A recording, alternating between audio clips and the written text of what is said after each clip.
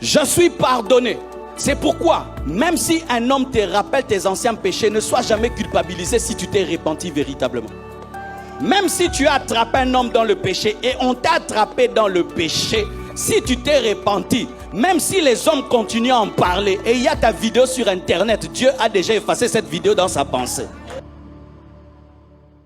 Voici quelques bénéfices d'être en Christ, quelques bonheurs. Voici un premier bonheur, c'est que le Père, le Fils et le Saint-Esprit habitent en toi. C'est grave. Dis à ton voisin, c'est grave. Le Père, si seulement le Père vient, le Fils refuse et le Saint-Esprit refuse, c'est déjà grave. Mais pas seulement le Père, le Fils, pas seulement le Fils, le Saint-Esprit. Mon frère, si dans ta maison seulement, le président des États-Unis habite dans ta maison, directement le quartier est sécurisé.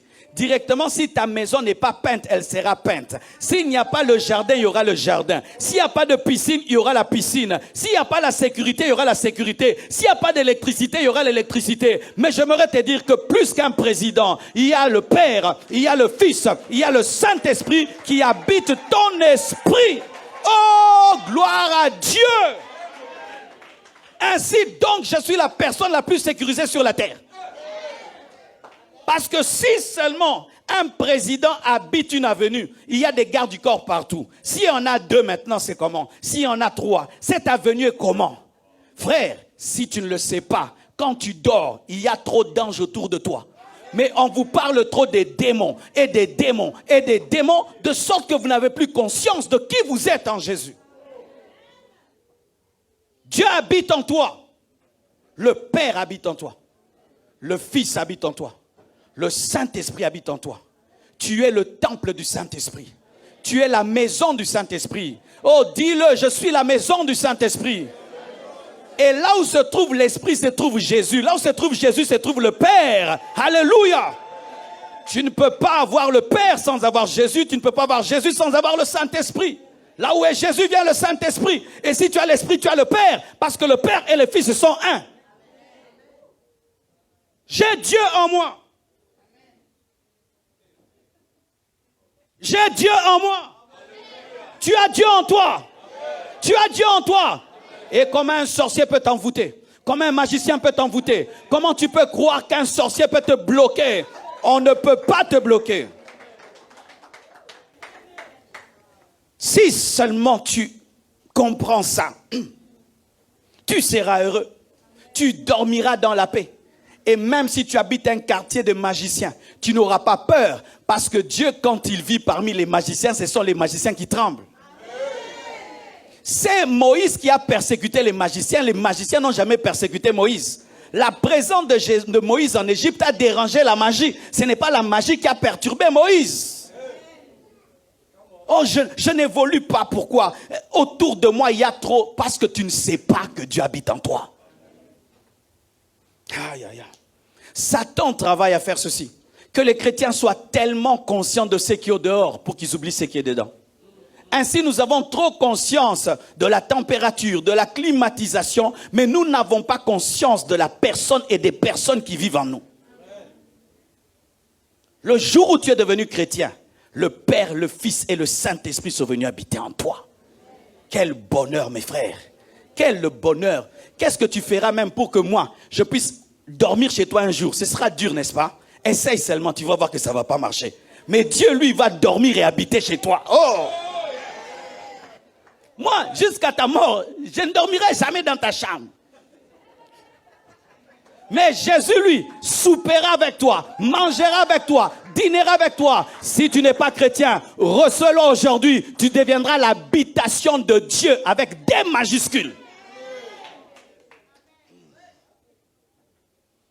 Deuxièmement, lorsque tu deviens chrétien, tous tes péchés sont pardonnés. Même si tu as tué le monde entier. Je vais vous choquer. Si Hitler avait reçu Jésus avant de mourir, Dieu lui a pardonné.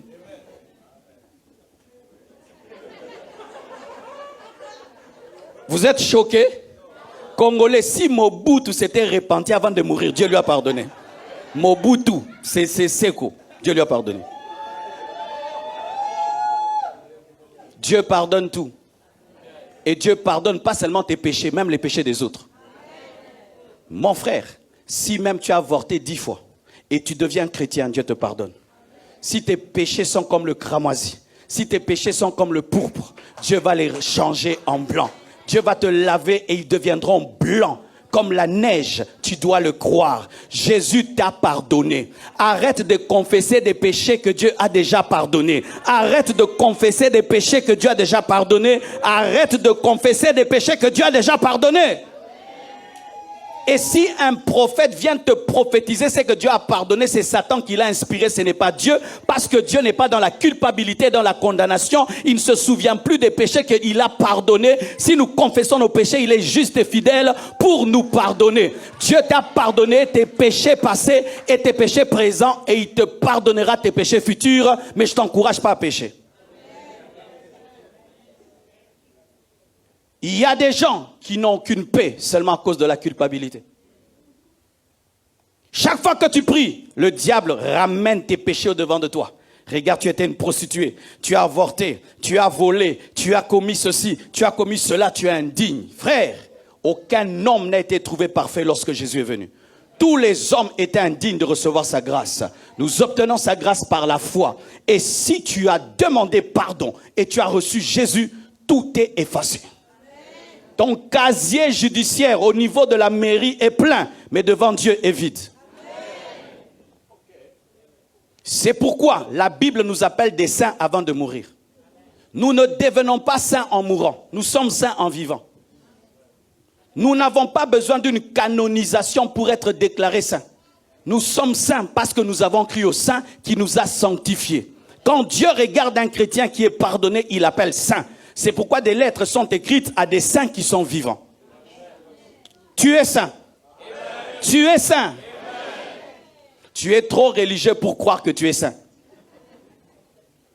Oui, tu dis ceci, personne n'est parfait. Oui, personne n'est parfait dans tes œuvres. Mais sur le plan de la position en Christ, Dieu te regarde au travers du sang de Jésus et il te considère comme saint et il te sanctifie. Je suis pardonné. C'est pourquoi, même si un homme te rappelle tes anciens péchés, ne sois jamais culpabilisé si tu t'es repenti véritablement. Même si tu as attrapé un homme dans le péché et on t'a attrapé dans le péché, si tu t'es repenti, même si les hommes continuent à en parler et il y a ta vidéo sur internet, Dieu a déjà effacé cette vidéo dans sa pensée. Ne laissez personne vous garder sous la condamnation et la culpabilité et n'allez pas déterrer vos péchés lorsque vos vies ne vont pas bien. Donne-moi la main que je te parle, hein. Parce que les chrétiens, qu'est-ce qu'ils font? S'ils cherchent un travail, ils ne trouvent pas. Ils disent peut-être parce que j'avais avorté. S'ils cherchent le mariage, ils ne trouvent pas. Peut-être parce que j'avais avorté. Ils cherchent les enfants, ils ne trouvent pas. Peut-être non. Ce n'est pas à cause de tes anciens péchés, c'est à cause de ta présente incrédulité.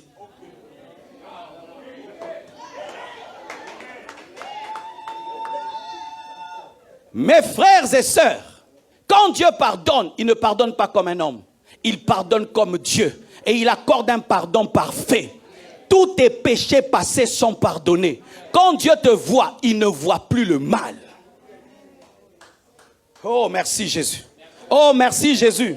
Merci Jésus. Et nous sommes lavés non pas par du savon, mais lavés par le sang de son Fils. Oh, alléluia.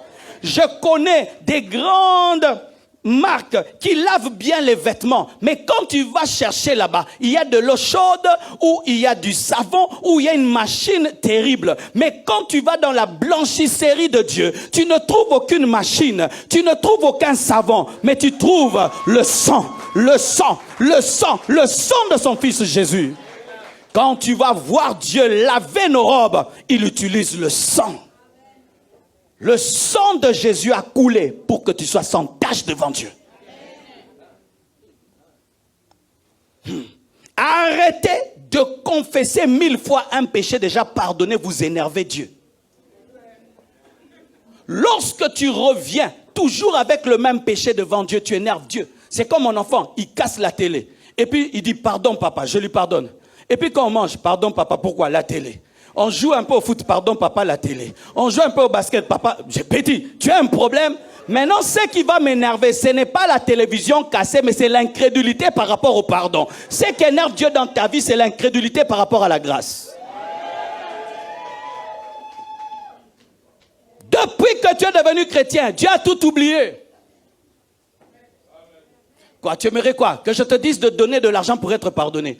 Bizarrement, nous aimons beaucoup souffrir pour être pardonné parce que la grâce est trop facile, c'est pourquoi elle est compliquée. Un jour, un grand professeur d'université vient et il dit, d'une école vient et il dit, je vais vous donner un examen. Et il vient et il dit, 2 plus 2 font combien? Et il s'assied. Les élèves disent, il y a un piège. Parce qu'à ce niveau-ci, on ne peut pas poser une telle question. Donc il y a un piège, même dans la virgule là, dans égal là, il y a un piège. Toute l'école a échoué. Et quand le professeur venait, il a dit non, ça fait 4. Il a dit non, professeur, ça ne peut pas faire 4. Pourquoi? Ça devait avoir un piège. Pourquoi? C'est trop facile. Tu es habitué à tout mériter. C'est pourquoi quand Dieu te donne, tu penses qu'il y a un piège. Il n'y a aucun piège. Il y a l'amour, il y a la grâce, il y a la faveur. Depuis que Dieu t'a pardonné, tu es pardonné. Oh, donne-moi la main. Hein.